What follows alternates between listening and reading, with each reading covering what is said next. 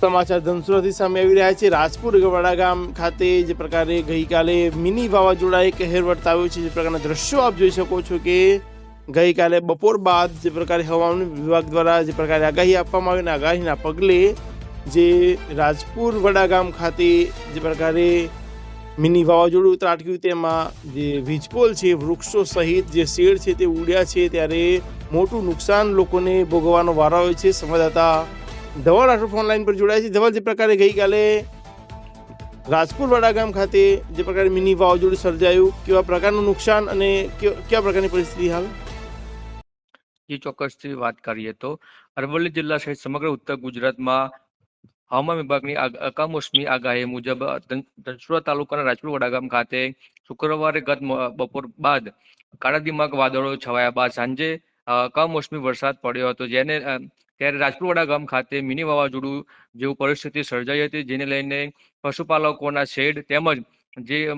મકાનોના પણ પતરા હતા તે પણ પવનમાં ઉડી ગયા હતા।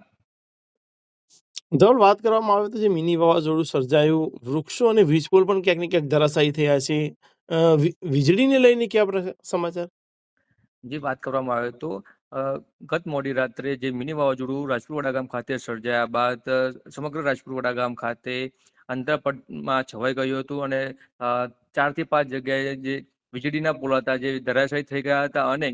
કેટલીક જગ્યાએ વૃક્ષો પણ ધરાશાયી થઈ ગયા હતા અને જે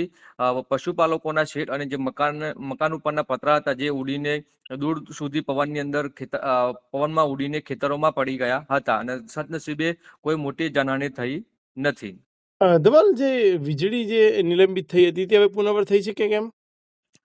જી ચોક્કસ વાત કરવામાં આવે તો હાલ પૂરતો સરપંચ સાથે વાતચીત કરવામાં આવી હતી, તો સરપંચે એવું જણાવ્યું કે પશુપાલકને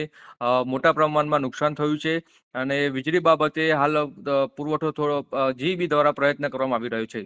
આભાર તમારા સહયોગી હતા ધવલ, કે જેમણે જણાવ્યું કે જે પ્રકારે ગઈકાલે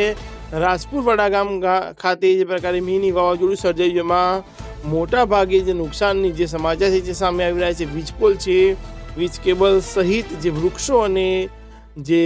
પશુપાલકોના જે શેડ છે તે પણ આમાં ઉડ્યા છે, ત્યારે મોટું નુકસાન ભોગવવાનો જે વારો છે તે લોકોને આવ્યો છે।